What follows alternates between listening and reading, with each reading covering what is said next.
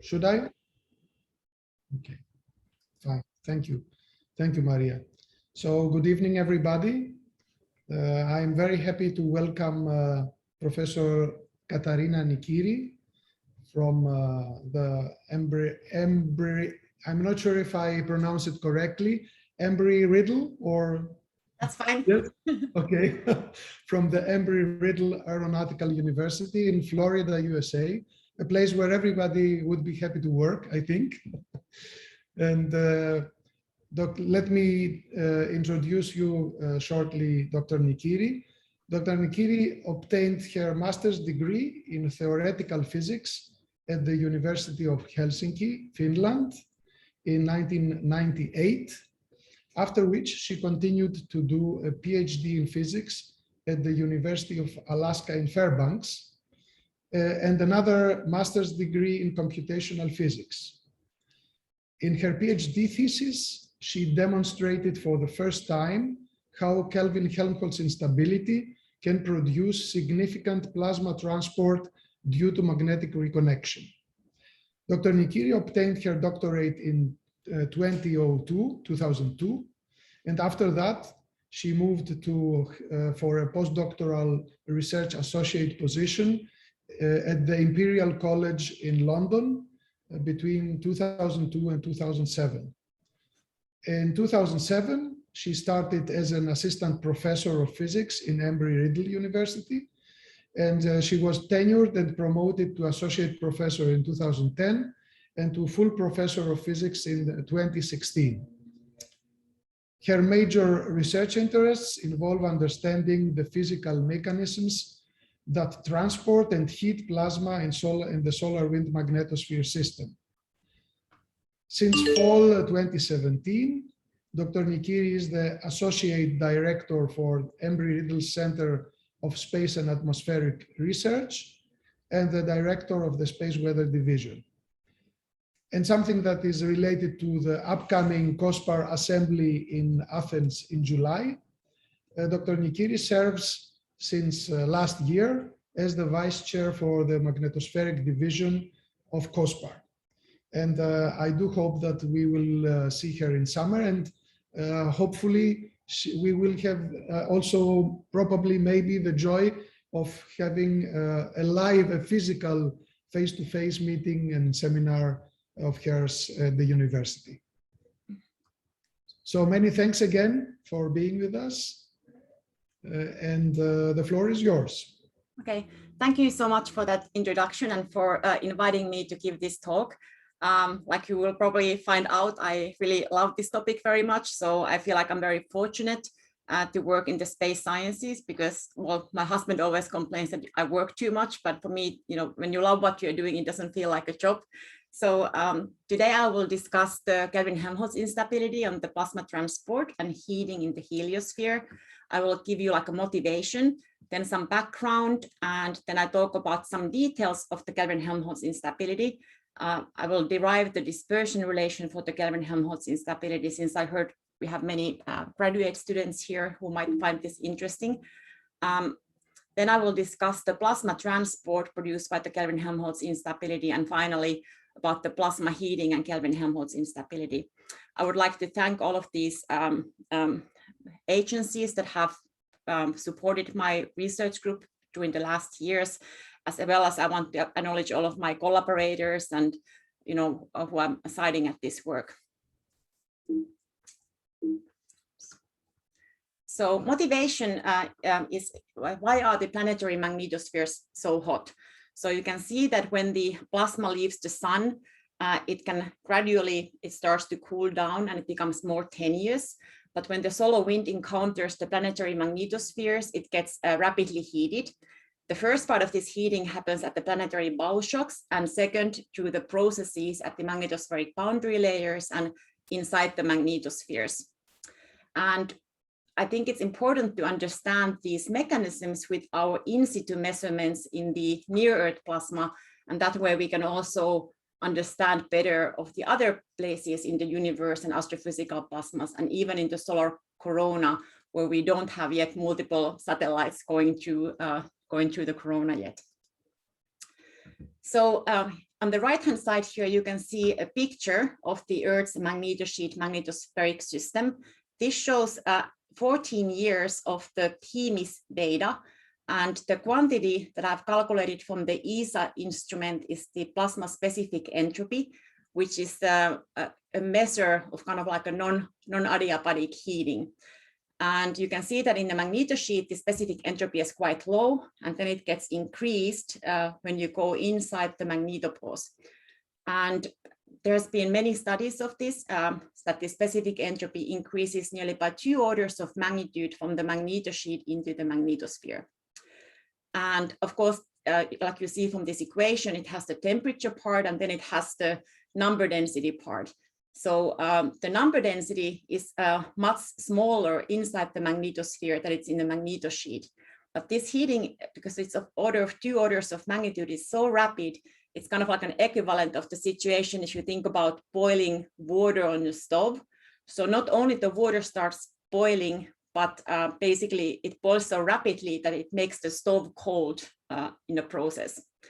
The ion temperatures in the tenuous plasma sheet are about 40 to 60 million kelvins, while in the magnetosheet side, it's only about 1 to 2 million kelvins. So this temperature increases, and although the number density also reduces when it goes in.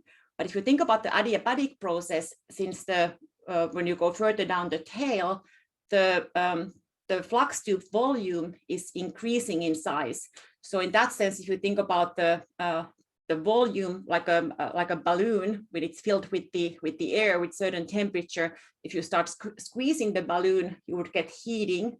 And then if you would expand the balloon, it would adiabatically cool down because you have now in a certain volume element less air molecules punching around.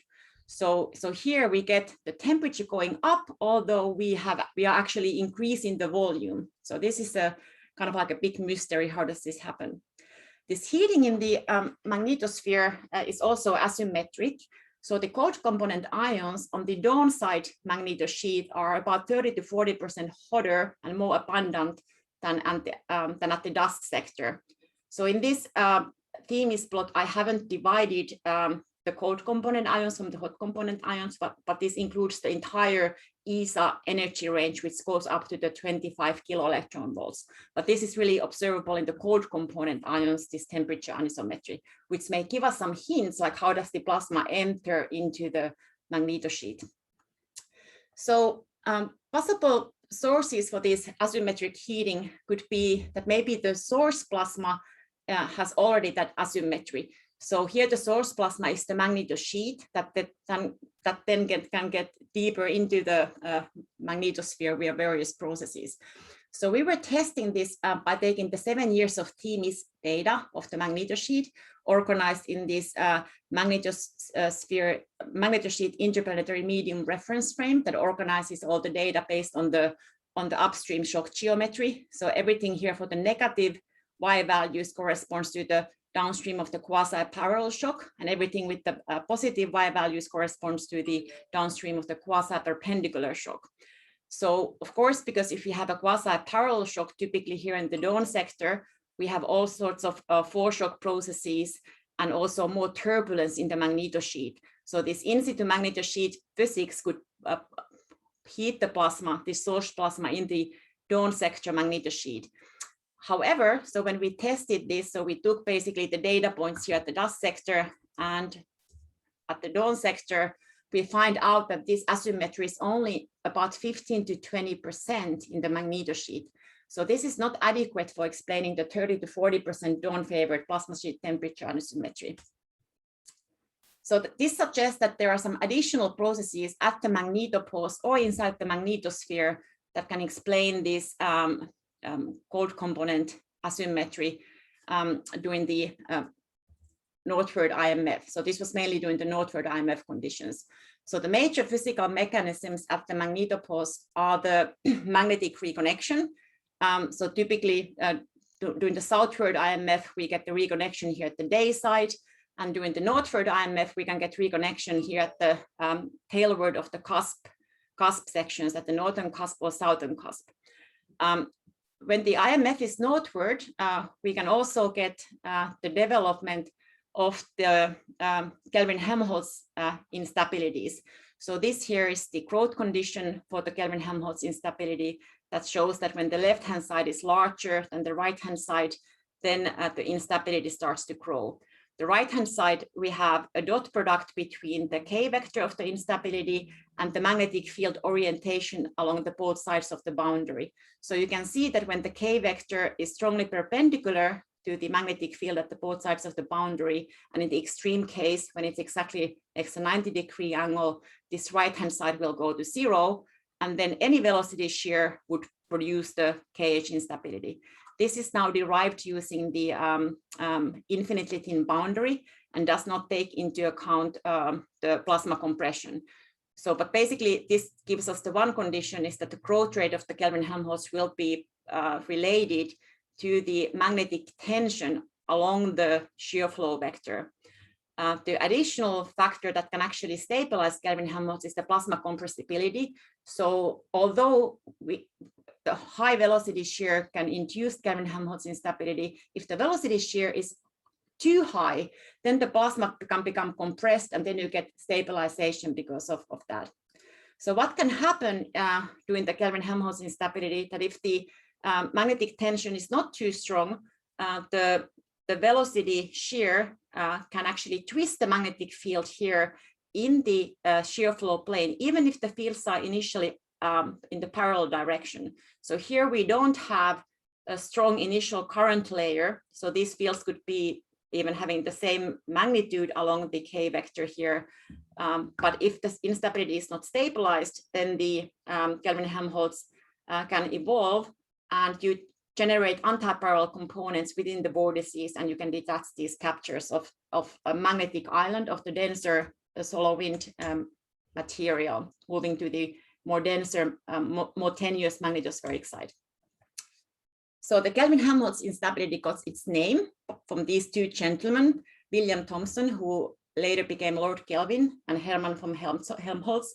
They were actually friends and went often boating together, and probably then they were wondering about what generates the waves on the ocean. And they did some work on that and concluded that it's maybe the velocity shear that is going along the water. They concluded that that shear has to be, or the wind has to be, for the typical conditions at least about 6.5 meters per second.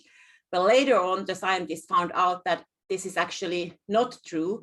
It's a lot more complex situation, depends on your various boundary conditions of the pressures and so forth, and what kind of larger scale structure the ocean has.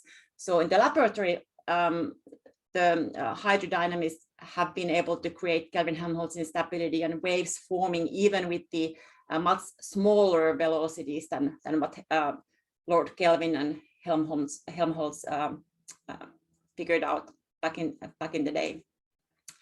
So, of course, in the space plasmas, we don't have collisions. So the charged particles are interacting with the electromagnetic fields. So most of the near Earth space and the solar wind is highly collisionless.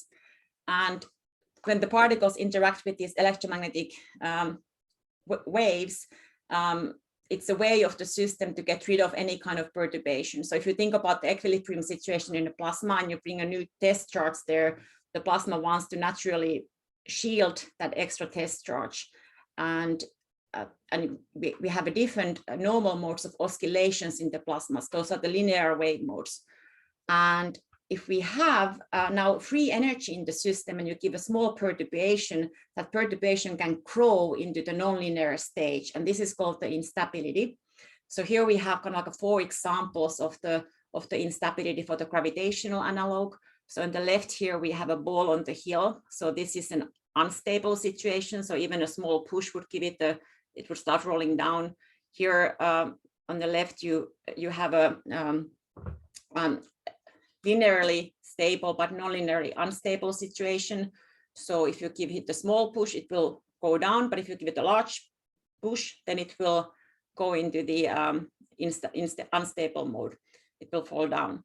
And here you have a linearly stable and linearly unstable and non-linearly stable situation. So small push will make it fall down, but if you give it a nonlinear push, it can never go still out from this potential well if this goes infinitely high. And here on the right, we have a stable situation. And these forms of free energy can be magnetic, kinetic, or gravitational energy. So the viscosity describes the fluid's resistance to a flow, and this can be kind of like thought as a measure of the fluid friction. So you know that the honey is more viscous than the water. So this presence of viscosity in the fluid, it implies that the momentum can be transported in a direction transverse to the actual flow. However, because the magnetospheric plasma is highly collisionless, it means that we have no classical collisions of the particles in most of the magnetosphere. And this leaves two main physical mechanisms which may account for the viscous coupling.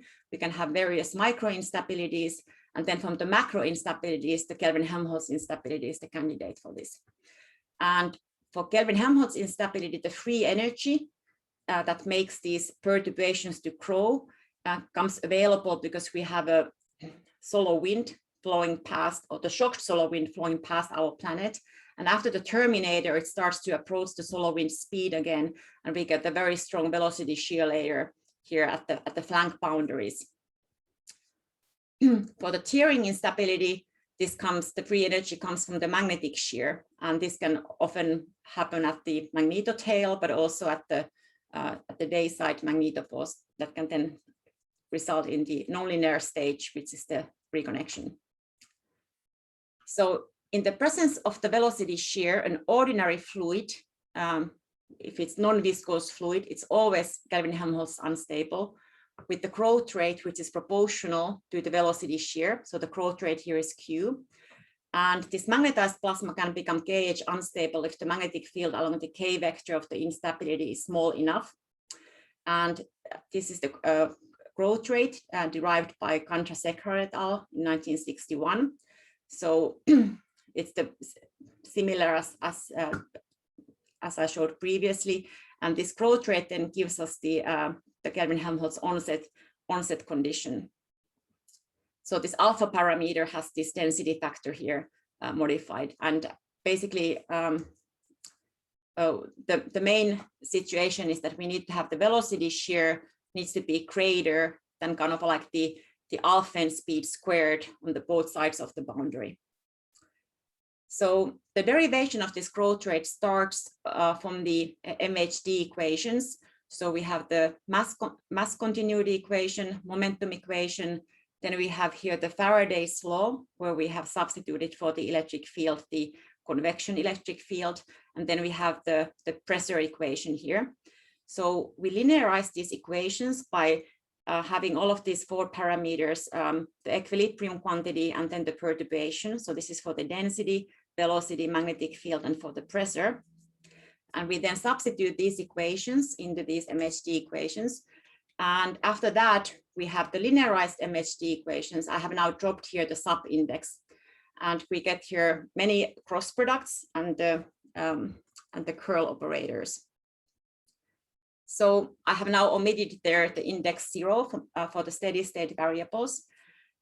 And to simplify the problem, we assume that all of the perturbed quantities that have the sub-index 1 can be expanded as the plane wave type of perturbations. So you know from the Euler identity that this describes the sinusoidal oscillations, where this Q is now the growth rate. And the Q is then basically your I omega. This is why you typically see the plane wave solution there. And we also assume that these perturbations are incompressible. So the divergence of these perturbed quantities for U1, B1, that's 0. And this is showing the geometry. So we have these two regions where we have now some velocity shear across the boundary. And we can include here now the magnetic field component along the x direction, which is along the direction of the velocity vectors. And the z direction here in this coordinate system is now the direction from region 1 to region 2. So for the magnetospheric system, this would be now the direction from the magnetosheet side into the magnetospheric side. So this would show the velocity shear vector. And typically when we then would simulate this, we assume the hyperbolic tangent profile. So all of these quantities, they need to be continuous at this shear flow interface boundary. And so we assume that all of the changes in the steady state parameters are in the z direction. So our magnetic field can be changing in the z direction, and also the velocity is changing in the z direction, and the plasma flow is in the x direction. And the magnetic fields have only the x and y components. So the y component here is now coming out of the plane. And we can then get these equations into this form. So we are, so after substituting these perturbations to the linearized MHD equations, we can derive the following 4 equations. And then you can see that we have still here a couple of quite nasty terms that we can further simplify. So taking the J cross B terms, these are the X, Y, and Z components of that. So we get here lots of partial derivatives and so forth. And then the induction equation gives us these 3 terms. Then when we apply the conditions of the incompressibility for the perturbations, and we can then get these 2 conditions, and those are then utilized in the previous equations, and we get the remaining equations. I'm skipping this through a little bit. And eventually we have here this longer equation that continues here. And when we apply the continuity at the boundary interface, we get the following equation. And then eventually we can express the equation in this form, where here we have now the densities and the velocities and the growth rate. And here the density and velocity on the one side, and on the other side we have the magnetic field along the x direction. So here the frequency is now the IQ, so this is now the growth rate, and the parameters alpha includes this density factor. So we can now express here the frequency here in this form, and this is important. So this is now here the square root term, and the square root term, if you look at this, this now here includes the magnetic tension term, and this is the velocity shear term. Because we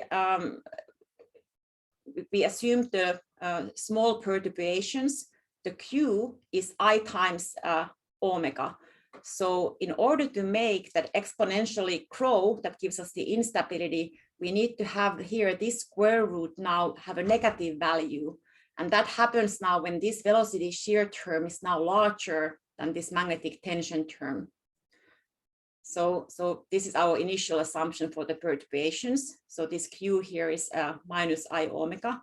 So these correspond to sinusoidal oscillations, and for instability omega, we need to have the imaginary part.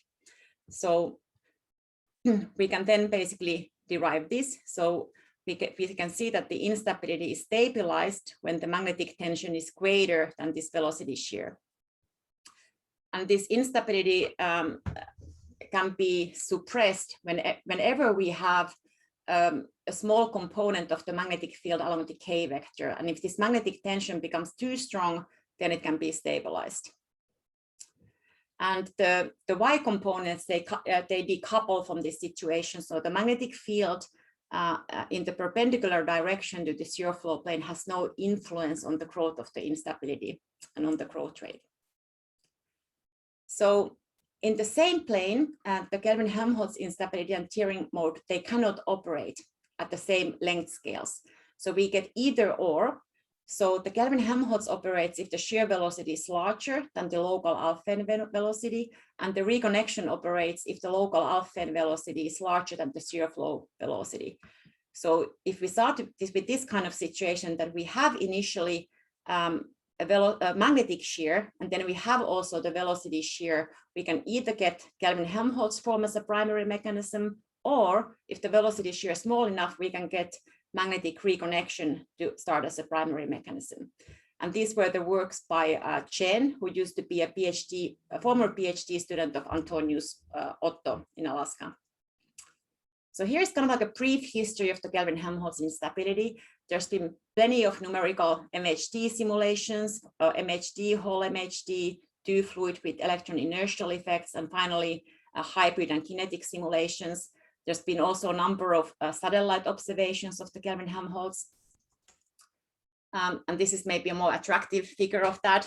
We have observed Kelvin-Helmholtz in many places in the heliosphere. Hoffman et al. Noticed this in the solar corona. Claire Foulon analyzed SDO observations and found Kelvin-Helmholtz instabilities here on the one flank of the ejecta boundary. In the Earth's magnetosphere, probably the most convincing case was first published by Fairfield and Antonius Otto, who did like a very detailed comparisons of the Kelvin-Helmholtz instability between the simulations and the geotail observations during the strongly northward IMF.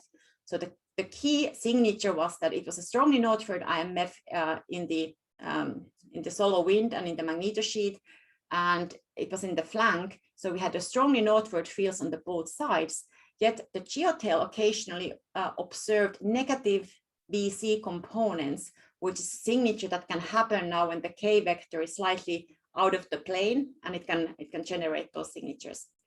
KHI has also been observed at the high latitude magnetosphere. This was the first observation by Yu Wang, and also at the there's been some suggestions that it can play a role here at the cometary tails.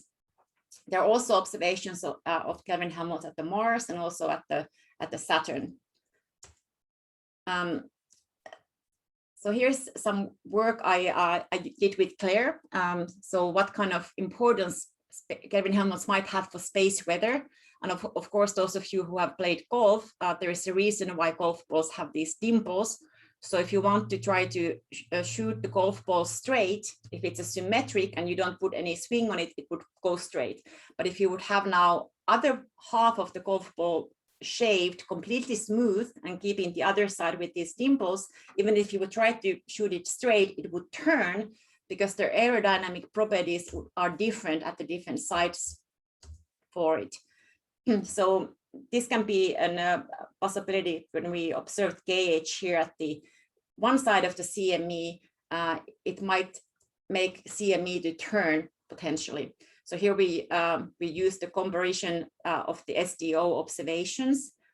This is from the observations, and I was trying to then make a free parameter of the magnetic field and the angle on the both sides of the boundary to try to kind of like indirectly determine what could be the magnetic field strength and orientation in this CME ejecta boundary by trying to match these simulation results with the SDO observations. And we got it to be about 10 to 11 Gauss, and it had to be quite perpendicular. So the reason why they are not observed on the other side of the CME could be because A, this is the point of view issue, that maybe the instrument is in such a way that we just don't detect them.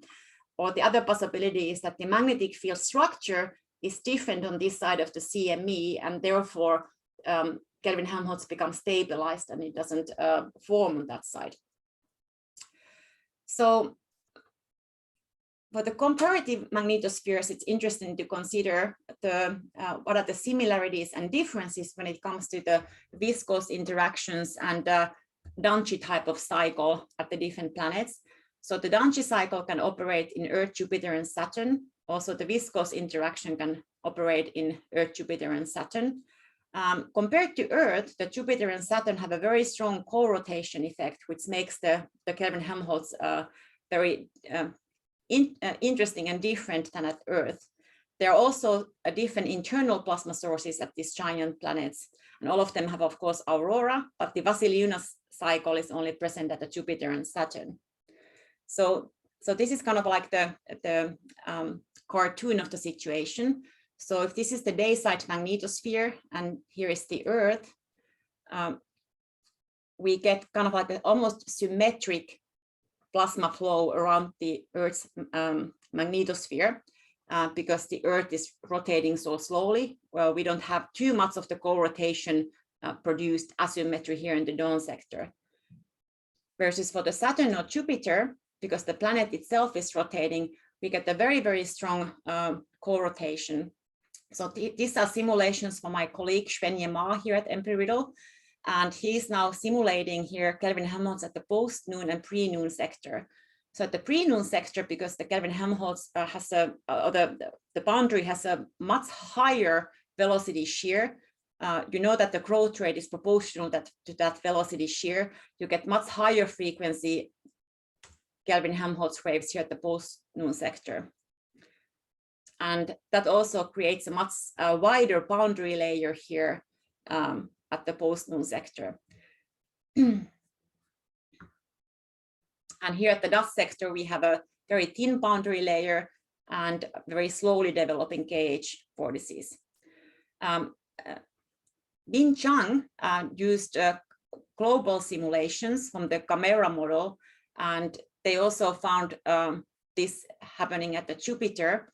So the interaction between the solar wind and rapidly rotating internally driven Jupiter magnetosphere again shows that the velocity shear is largest at the dawn sector and smallest at the dust sector. But these magnetospheric subcorotational flows, they can affect these vortices through the subsolar region and into the dust sector. So they grow so quickly, but then the vortices can be carried to the dust sector. So I will next focus on discussing in more details the Kelvin-Helmholtz and plasma transport. And roughly speaking, the plasma transport, it can be divided into two different main types.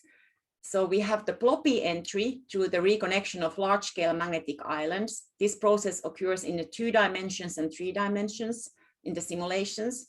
Of course, the real nature is always 3-dimensional. And secondly, we have a diffusive entry to the thin boundaries created by the KH. So when the KH creates thin boundaries where the thickness is of the order of the ion inertia length, then the diffusive processes can help transport the particles through the boundaries. So I will show you next some simulation results. So this is essentially the geometry. Here is the day-side magnetosphere, and here we are at the dust flank. We have the Earth's magnetic field lines strongly perpendicular to this shear flow plane. We have a velocity shear, and then we have components of the magnetic field, and we can then vary this angle here between the perpendicular component and the main magnetic field. So I've studied this by taking into account different plasma approximations. So of course, the generalized Ohm's law describes the total current transport equation in the plasmas. So in the ideal MHD, all of these terms on the right-hand side would be equal to 0. In the resistive MHD, everything else on the right-hand side would be equal to 0, except for the resistivity term times the current density. In the whole MHD, we keep here the J cross B term. And all of these terms, they become important at the different length scales. The electron inertia term is scaling as the C over omega PE, which is the electron inertia length. And the electron pressure term scales as you can get different scalings, but it actually scales more like the ion inertia scale. And then the whole term scales as the ion inertia scale. So these terms become important when we approach to the length scales about 70 kilometers for the typical densities in the Earth's magnetosphere. That's the typical ion inertia scale. So the MHD is valid at the scales larger than the ion inertia scale. And then also for our time scales need to be much slower than it takes for the particles to rotate about the magnetic field. So we have to be always careful when we can apply a particular plasma approximation. In simulations, this resistivity term is switched on when the current threshold is exceeded. In the real space plasmas, this resistivity term can be produced by the wave turbulence and wave particle interactions. So here is how we solve these equations in the simulation grid. So here I have here kind of like 3 different time steps: t = 1, t = 2, and t = 3. And I saw here an example for the mass continuity equation, where this quantity S is the number density times the plasma flow velocity. And here, these indices I and J are corresponding to spatial grid here at the t = 1. And then these sub-indices here are showing the time advancement. So n+1 refers now to t = 3 level in this example, and n-1 is corresponding to this time. So this shows now that if you want to calculate at this grid point the plasma number density, it uses information from the previous time steps from the surrounding grid points, and then it uses the value in that same grid point 2 time steps below. And then we changed all of our differential equations like a partial derivatives into these discretized forms. So now our time, which is the time step, is the delta t. And of course, in any kinds of simulations, we have to make sure that our current of the CFL condition is satisfied. So we don't want to advance the system too quickly. So we need to have the time step appropriately adjusted based on our grid resolution and on the physical wave propagation scales in the system. So here is now the kind of like details of the plasma transport. So when we get the Kelvin-Helmholtz forming, we get the antiparallel components and we get the reconnection of these islands. So this is in these 2 dimensions. And we call this the type 2 reconnection because here the field lines were initially parallel, the magnetic fields were initially parallel along the K vector, but then the instability twisted them and made them anti-parallel. So one can then quantify the plasma transport by taking systematically the mass density inside these kind of islands. And I used here the magnetic vector potential that marks these magnetic field lines in this plane. And the time integral of the resistivity times the z component of the current density equals to the change of the magnetic vector potential. And I can use this systematically at each time step of the simulation to quantify where my initial boundary is. So I basically placed here at the initial shear flow boundary these plasma fluid elements, and for each time step I integrated their position from the plasma velocity vector, and that kind of like gave me a method to trace the boundary. And then we can from that derive something called the plasma entry velocity, which is the density times the area of the islands divided by the time from the beginning of the simulation. And then this is the length of the wavelength that for this particular case is 4 Earth radii. So these are very large scale waves. And the interesting question is that if you think about the growth rate for the Kelvin-Helmholtz instability, how does the magnetic field strength along this plane affect the plasma transport rate? So here this angle phi gives me the angle between the K vector and then the magnetic field. So for the,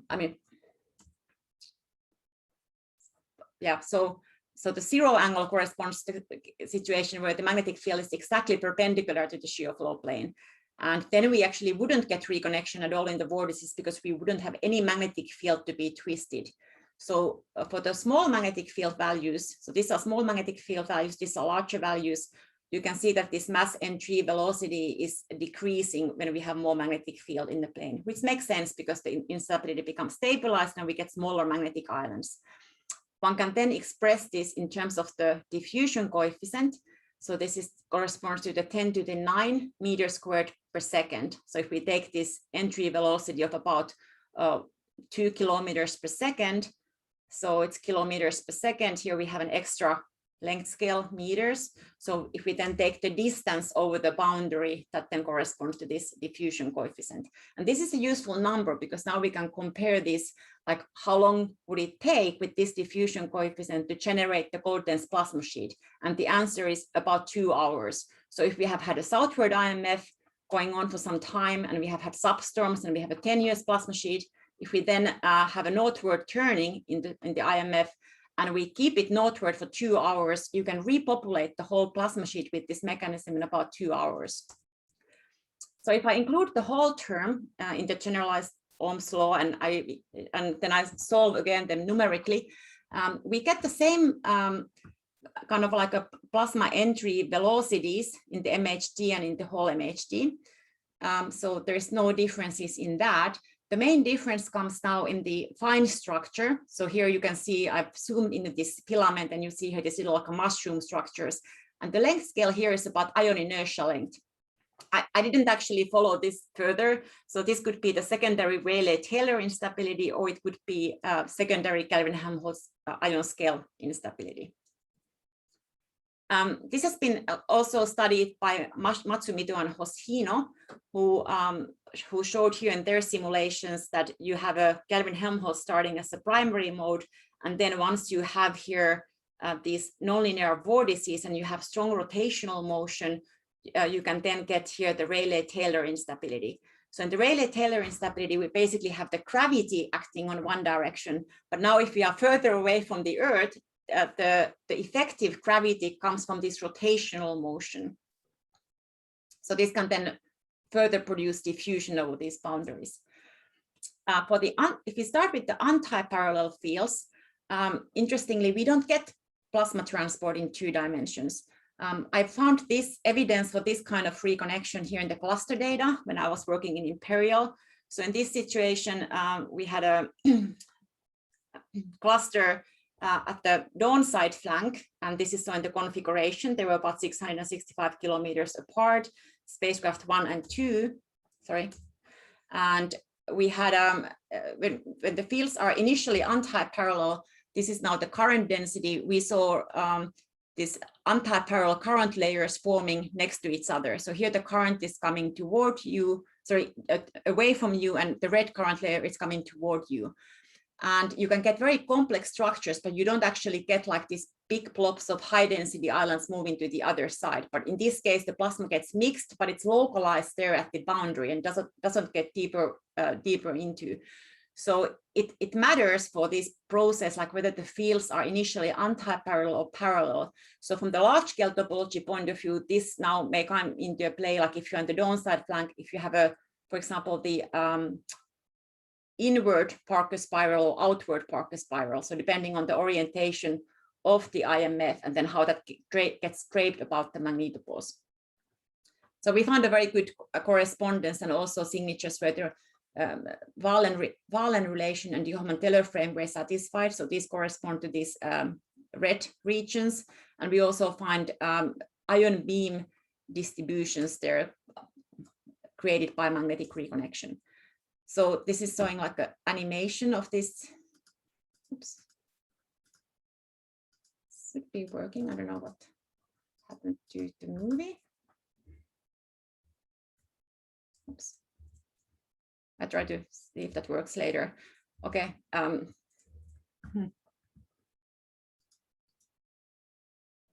No. Something funny. Okay. Well, in 2016, the MMS encountered also this same phenomena, so reconnection in the vortices. And here they had initially kind of like the anti-parallel components here across the shear flow plane. And here the frequency is very, very high for the instability. So this is about 10 minutes. So you can see you have about 1, 2, 3, 4, 5, 6, 7, 8, 9. It's roughly about 1.5, maybe 1 minute periodicity, which is much faster than my cluster observations. It was about 3-minute periodicity. So this was now a little bit closer to the Earth as well. So of course it takes time for these waves to grow, and it depends also on the various solar wind conditions, how the waves will look like. So this was an unusually high magnetic field strength in the solar wind. So here it was about almost 80 nanotesla here after shock compression. In 3 dimensions, we get additional stabilization coming into play. Of course, these field lines are connected into the ionosphere from the both sides. So there's a field line curvature that can stabilize Kelvin-Helmholtz. So in the end, when the instability starts to grow, there's 2 possibilities. Either you create reconnection here or KH becomes stabilized. And my colleague Xuanyan Ma has been studying this mechanism. And you can basically now create different kinds of magnetic topologies here, very complicated structures within the Kelvin-Helmholtz vortices here. And in the 3 dimensions, you get even faster diffusion, larger diffusion coefficients by a factor of 10.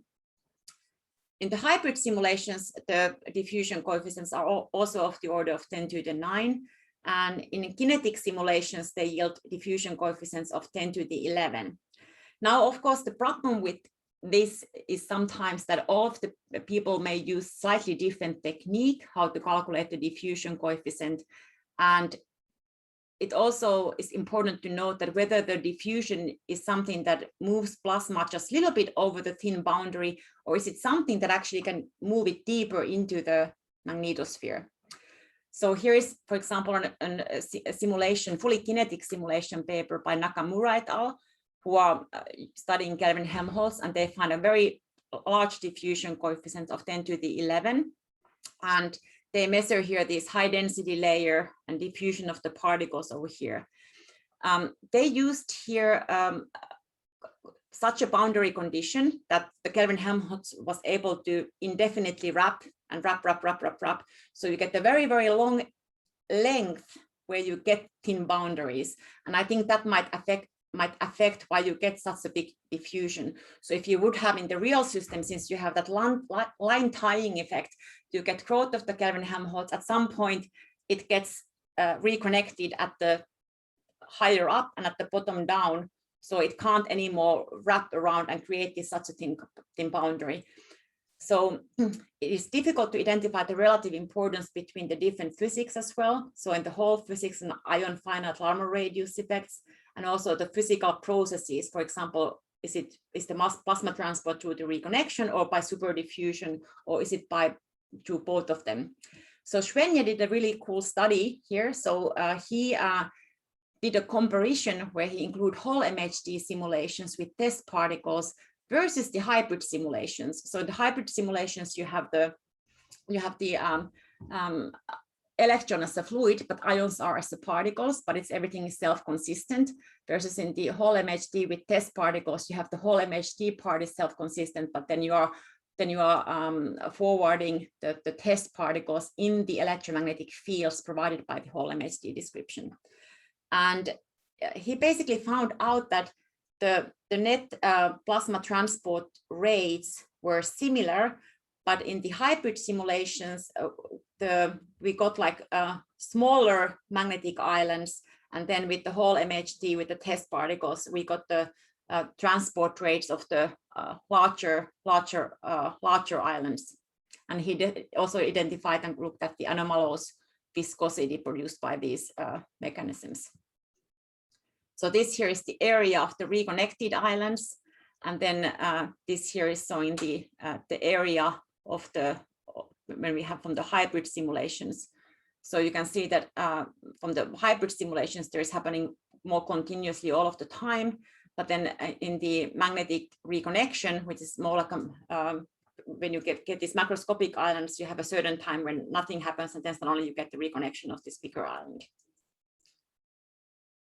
So recently, we also found evidence of the Kelvin-Helmholtz at the Mars. Kang-Ha Po was the lead author for this.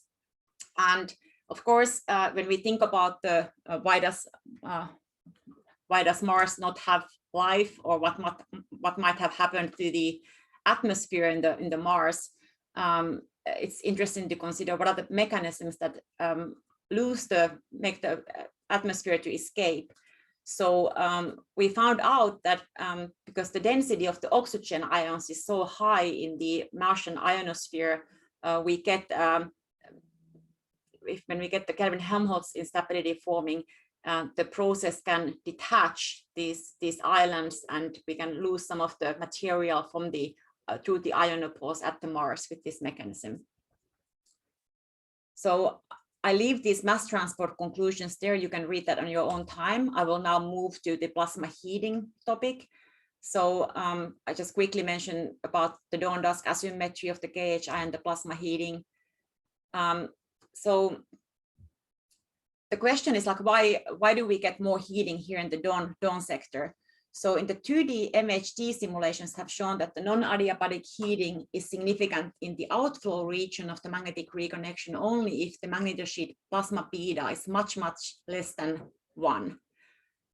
So then we can create their slow shocks that can actually then heat the plasma in the outflow region of the magnetic reconnection quite efficiently. There are of course lots of heating mechanisms happening close to the X line as well. But this suggests that we need to have like additional mechanism that magnetic reconnection alone can't produce this heating of the plasma sheet, because the plasma beta is not much less than unity at the magnetosheet, but it's typically of the order of unity. And these diffusion regions are very tiny. So this means that the reconnection alone is likely not sufficient to produce the plasma sheet temperature asymmetry and all of the magnetospheric heating. So I then looked at the most typical IMF orientation is the Parker spiral. So this is the simulation of the global MHD showing the Parker spiral orientation.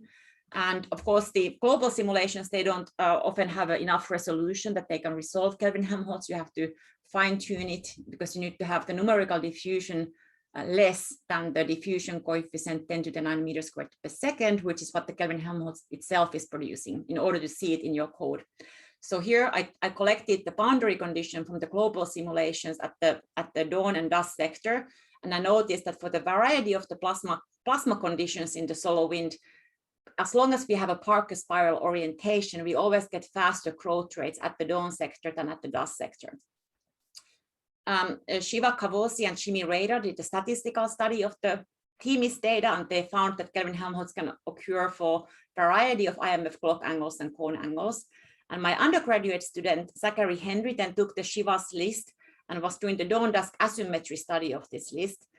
This is showing now the histograms. These are the events that are dawn flank events, Parker spiral, dawn flank auto Parker spiral, dusk side Parker spiral, and dusk side auto Parker spiral. And this is showing the weighted rates, and then we have the number of KHI in each category. And both the weighted and the occurrence rates that has been, where we take into account how many crossings we have in either side, so it's not biased by the satellite orbit. We always found out that we have more events at the dawn sector doing the Parker spiral orientation. And this is also confirmed with our statistical analysis of the PC4 to PC5 range fluctuations.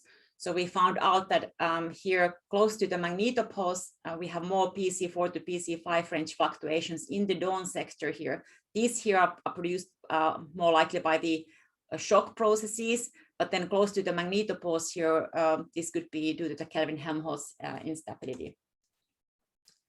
The additional things that can affect the growth of the KH, we now know that the magnetic tension can stabilize it, the flow magnitude can make it easier to grow, but also how about the perturbation level? So this is the idea, kind of like that, how does the frequency and amplitude of the butterfly wing flap affect the birth of the hurricane in the other side of the world or so. So this plot here is showing 7 years of TMIS observations, where the background color is now looking at the amplitude of the perpendicular velocity fluctuations to the magnetopoles at each location. And this is for all the conditions during the 7 years. This is for the solar wind speeds less than 400 kilometers per second, and this is for solar wind speed greater than 400 kilometers per second. So you can see that we have more fluctuations in the magnetosheet for the higher solar wind speeds than for the lower solar wind speeds. So I was then doing the simulation, and I created different kind of perturbation spectrum to study how does that affect the growth of the Kelvin-Helmholtz instability. So I kept all of the magnetic field, the background parameters the same. The only thing that I changed was the frequency. And I started from the higher frequency from 0.1 hertz, and I went all the way to the ULF scale PC5 range. So this is the variation of the seed fluctuation. So basically the fluctuation of perturbation of the normal component to this initial shear flow boundary. What was the frequency of that perturbation? And this is showing the evolution of the KH for the high frequency seed. So you can see that the resulting structure at the 652 seconds later is smaller when I have the frequency exactly equal to the fastest growing Kelvin-Helmholtz mode. So this is the it's a function of the thickness of the boundary. So the frequency of the fastest Kelvin-Helmholtz mode is Kelvin-Helmholtz wavelength is 2 to 4 times pi times the boundary layer thickness. So you can then from there solve, if you know the boundary, the fastest growing wavelength, and you know the plasma flow velocity, you can calculate the corresponding fastest growing frequency of the Kelvin-Helmholtz mode. So what you can find here is almost kind of like a resonance condition, that when your seed frequency is corresponding to that kind of like a natural frequency of the system, then you get like a really, really large scale Kelvin-Helmholtz wave. And these are kind of like now extreme cases, because in the real magnetosheet, you rarely have a situation where you have only one frequency. You have very high frequencies or you have a very, very low frequencies. But if you then include like a multi-mode seed where you have both high frequencies and low frequencies, then the results, they don't actually differ that much. But I think it's interesting that this might actually be related to the certain type of solar wind drivers. For example, if we have magnetic clouds and CMEs, sometimes they have their own sheet regions as well. So I think there can be situations where we may have like more frequencies in a certain scale. So of course, the big problem is understanding the cross-scale coupling, like how do we then make these MHD scales to communicate with the electron scales. And of course, we have different tools to analyze this. Nowadays, the global simulations are really good at studying the MHD scales. Then in the mesoscale, we have our local MHD and whole MHD simulations, as well as the hybrid simulations. And finally, we can do particle in cell and Vlasov simulations. But of course, if you want to keep all the realistic plasma parameters, it's still hard to solve the full magnetospheric scale in the fully kinetic code, or without doing any compromises on your how many grid points you have per ion inertial length. And different physical processes come at play at these different length scales. So at the MHD scales, we have MHD waves and shocks. We have various macro instabilities, such as Kelvin-Helmholtz instability, Rayleigh-Taylor instability, mirror mode instability, fire hose instability. When we go to the ion scales, we have reconnection, kinetic Alfvén waves, ion cyclotron waves, magnetosonic Wistar band waves at the low frequency. Then we go to the electron scales. Now we have between the ion electron to electron scales, we have then the lower hybrid waves, Wistar waves, ion acoustic waves, electron cyclotron waves, and also Landau damping. So somehow all of these scales communicate, going from the higher scales to smaller scales. But when these kinetic scale processes happen, then they heat the plasma, they modify the boundary properties, and then now it's a different situation for the larger scale process. So for example, for the Kelvin-Helmholtz instability, if we have initially a southward IMF, we create day-side reconnection, we create very thin boundaries. Then when we have a northward turning, we get kind of like an easy growth for the KH wave, which corresponds now to that, the fastest growing Kelvin-Helmholtz wavelength corresponds now to the thickness of that boundary, which now is thin because we just had southward IMF. Okay, so now what happens is that then when Kelvin-Helmholtz starts to process, it creates now a thick boundary. So after some time, even if we keep the same solar wind condition, you cannot anymore create Kelvin-Helmholtz wave at that same frequency anymore, because the boundary layer is now so thick. So you need to have now again the southward IMF interval to kind of like get rid of that thick boundary, and then the system can start again. Of course, we would ideally study these processes using cross-scale configuration, where we would have multiple different scales of simultaneously. We haven't had this yet, but hopefully in the future we can do it. So now we have MMS looking at the ion to electron scales, and cluster was looking at the ion scales, and also some crossings were looking at the smaller scales. In this slide, I've put together like all the cross-scale processes associated with Kelvin-Helmholtz that I know of. So and all of these can occur simultaneously, which makes things more complex. So first cross-scale process is the magnetic reconnection.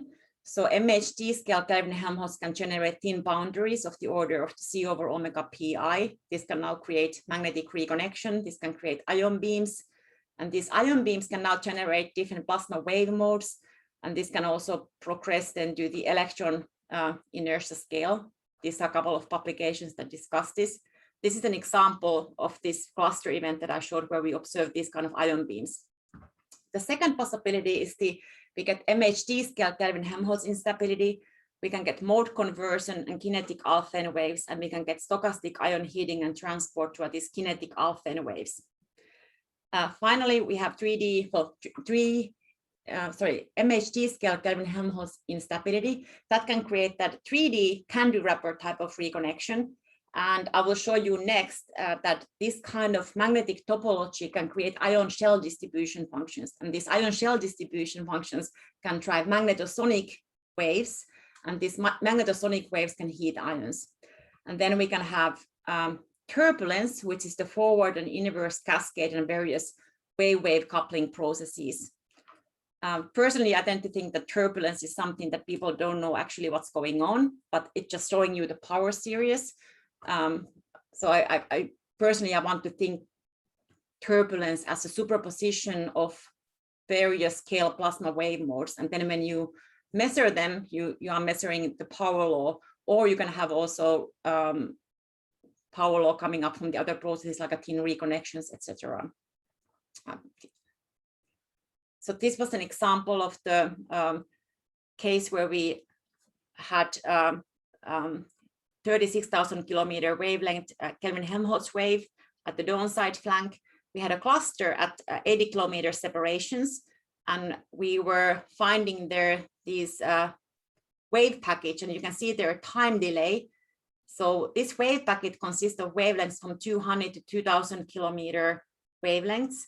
And we did this is my work by my PhD student. So he did a heroic work trying to find and going through by eye these cluster spacecraft data where you can actually see this kind of delta T between these two different spacecraft measurements. Because now we can use here and calculate the experimental dispersion relation for such a case. So here we have done this. So we have here showing the frequency as a function of the wave number, and the asterisks here are showing the experimental dispersion relation. And then we have compared this with the WAMP calculations with the different angles between 71 degree and 85 degree angle, and also plotted here the MHD, fast mode MHD dispersion relation, kinetic alpha wave and ion cyclotron wave. So we can see that it very nicely corresponds to the MHD dispersion relation at these lower K values, and at the higher K values, it starts to match the WAMP solution with 71 degree propagation angle with respect to magnetic field. So we concluded that these were kinetic magnetosonic waves, and they were run by these shell distributions. So we then quantified the heating. So this is showing the low density, the high density magnetosheet plasma. And this is when we start observing this heating at the boundary layer. So this is showing the integrated wave power during these intervals. And we compared this observed level of heating to the available energy that was in the plasma wave. And we concluded that, oops, I don't know why it's jumping. There was a significant energy transport to cold ion population of about 2 kilo-electron volt.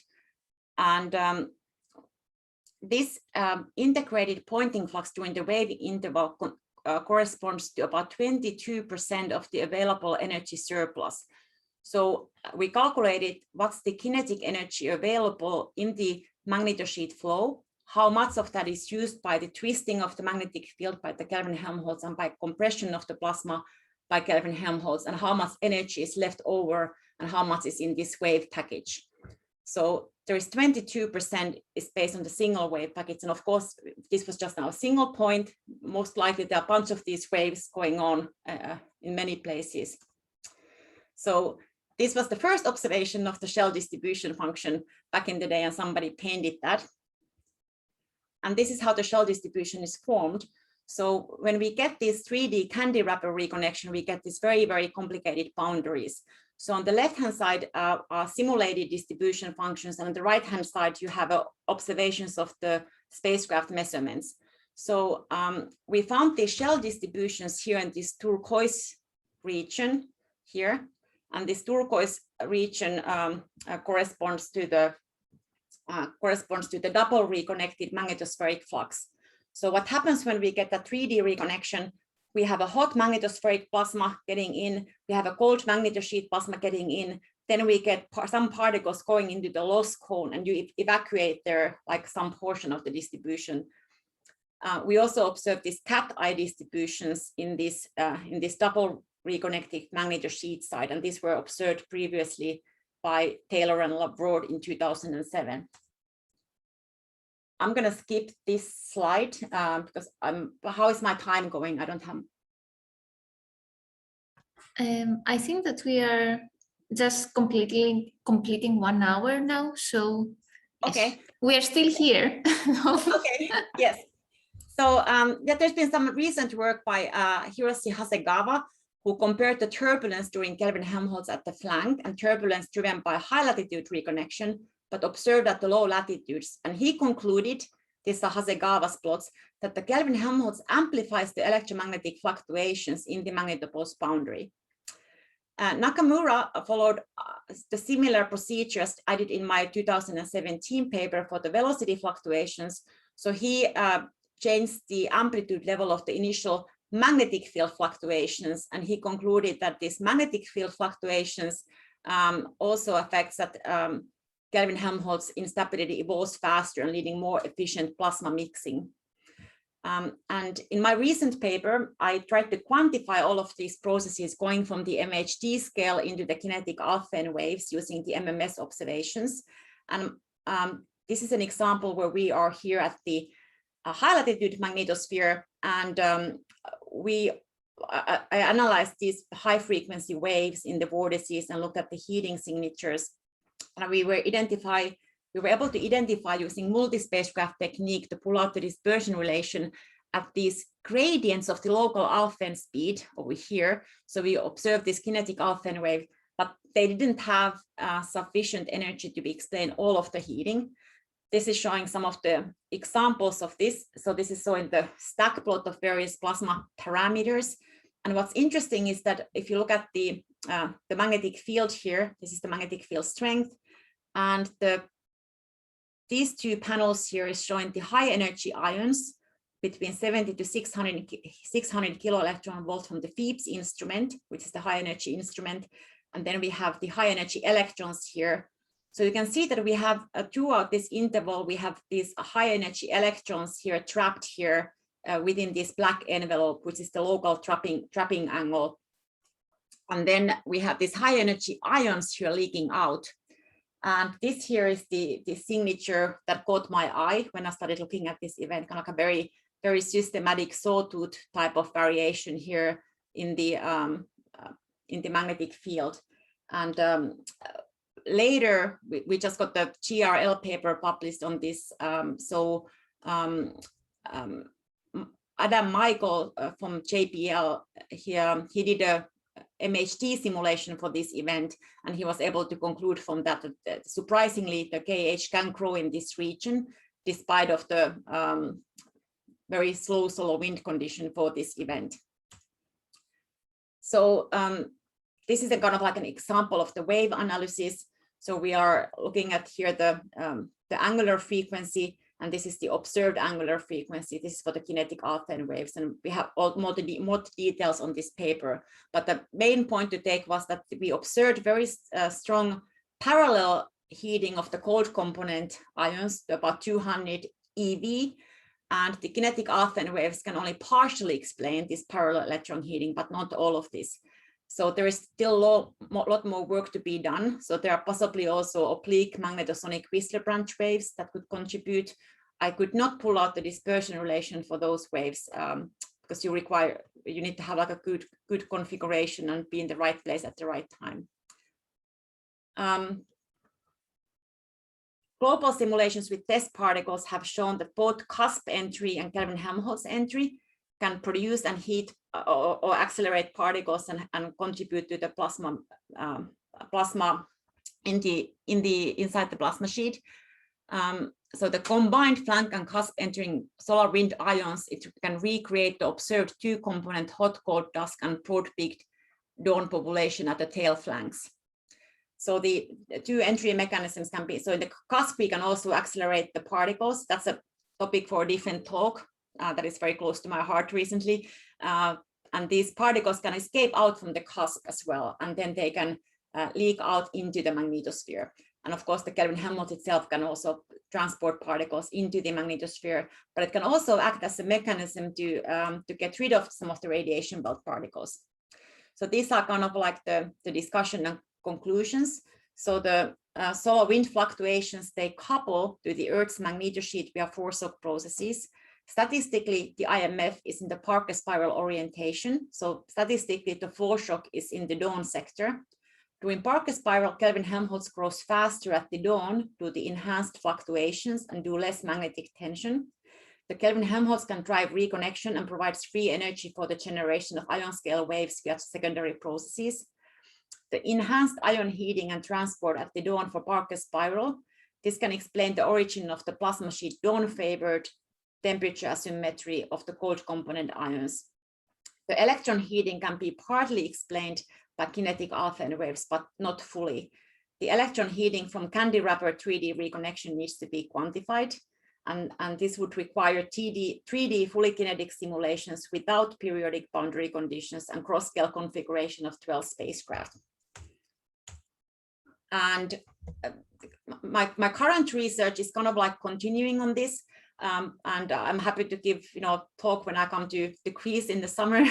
So I've been looking at these diamagnetic cavities that can capture and heat particles, and this acceleration in the cavities generates 90-degree pitch angle particles. So I have a recent GRL that showed that when the MMS, it observed these trapped energized particles, when they went to the boundary of here, we start to observe the drift mirror instability. And then you have lots of high frequency wave modes within those ULF mirror mode peak waves that can then drive these energetic electron micro-injections. And the flux levels here are about the same. So I just recently got a new NASA grant to investigate the possibility that could these provide the day-side source of the 100 of keV particles for the radiation belts. Thank you.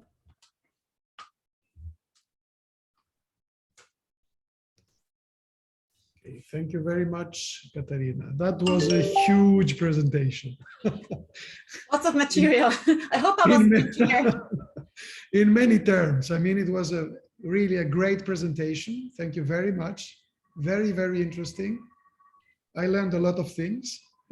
And it's a lot of material to digest, really.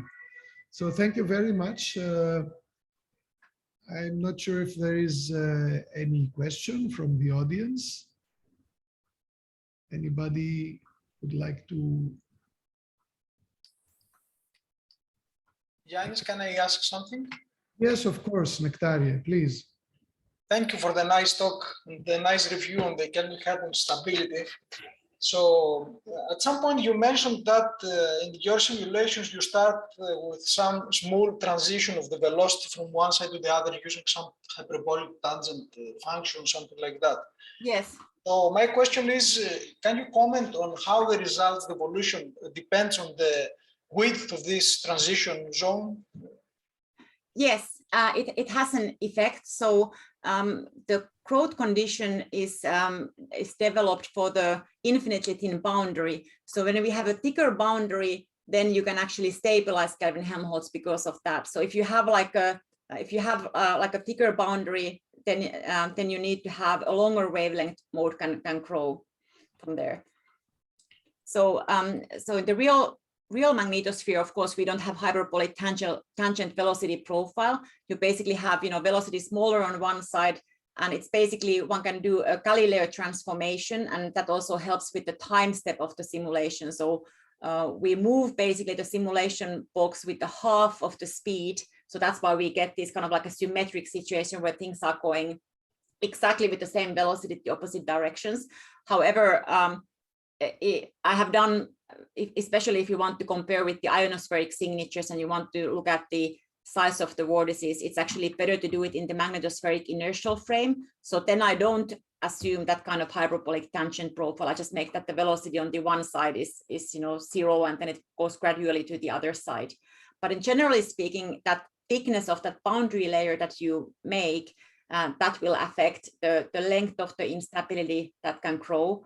So if I want to study, a wavelength that is of the 4 Earth radii in length, then the boundary layer thickness has to be of the order of 1,000 kilometers or so. Okay, thank you.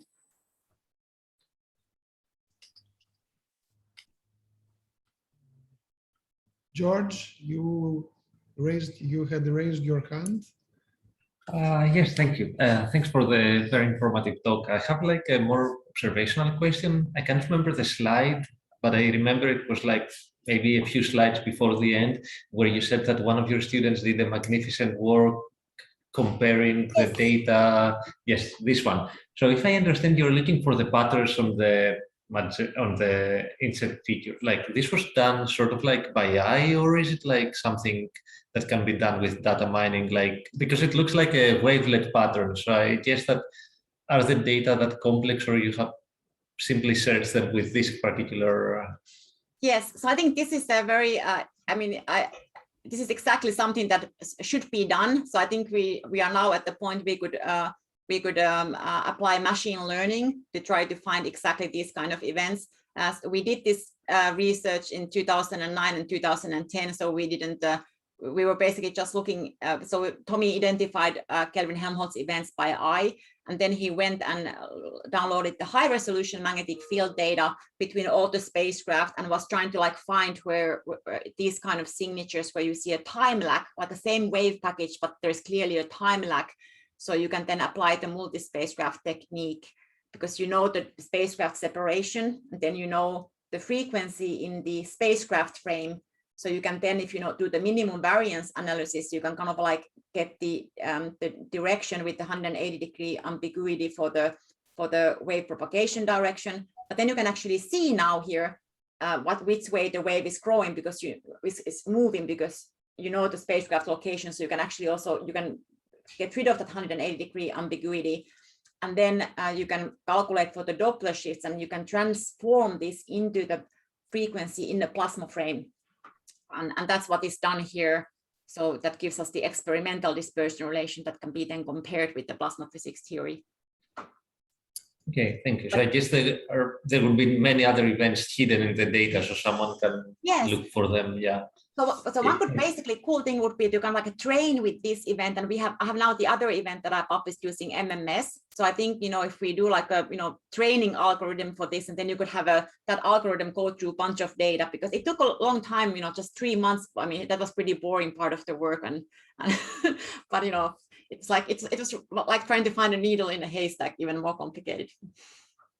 Yeah, thank you. I understand. Thanks. Maybe a small question from me. Katariina, are you aware of any, you talked about KH at Jupiter. Yes. Are you aware of any relevant observations by the Juno mission on KH? Actually, so Svenje Ma is now working on the Juno data on the Kelvin-Helmholtz instability. Of course, that data has been available for some time, and actually the true reason was that data and events were kind of like saved for a PhD student for one of the PIs of the mission, but I think the student didn't do anything for that for many years. So I think now some other people are now finally got the permission to start looking into that. But okay, yeah, that's always, well, often it is a problem with the planetary missions, the proprietary phase. yes, Okay. yes. Okay, thank you. So anybody else? I don't see any other question. Can I ask questions from you guys? Like how many of you are like doing machine learning or like data mining or that kind of stuff applied to the in situ spacecraft data? Well, I'm not sure about we do some machine learning work on radiation belt stuff, radiation belt observations, and I think that some colleagues also use machine learning in the more general framework of astrophysics, so not really space physics. I think maybe George. Yeah, a little bit on X-rays, but more like on training to identify populations in multi-wavelength or catalogs. But the problem is always the training set. So as you said, like having only 2 events to train, it's much more complicated to actually make the algorithm learn and do the extra work. So it's more like trying to figure other ways, I think, in this case. I don't know. It's always a challenge. And actually, so my PhD student, Rachel Rice, she has done a statistical study of the occurrence of the Kelvin-Helmholtz using the MMS data. And even just to identify, Kelvin-Helmholtz is still a challenge. So I think, before we can start to, do machine learning for these cross-scale processes, I think we still need to show that we can just use machine learning to, unambiguously to identify a Kelvin-Helmholtz event. So we are kind of like at the starter points for that, but there are still many processes that can actually look very similar sometimes, and especially in the nonlinear phase, when the KH has formed.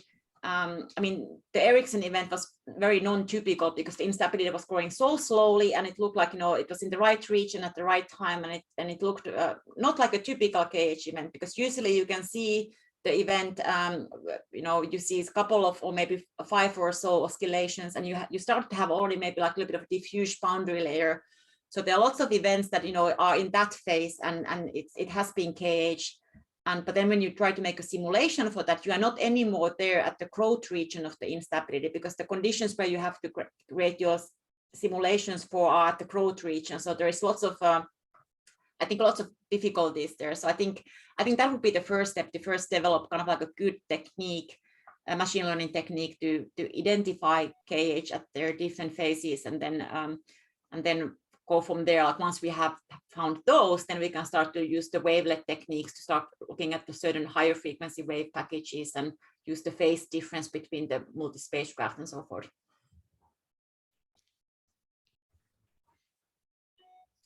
Thank you very much, Katariina. And I don't see. Yes. Yeah, thank you.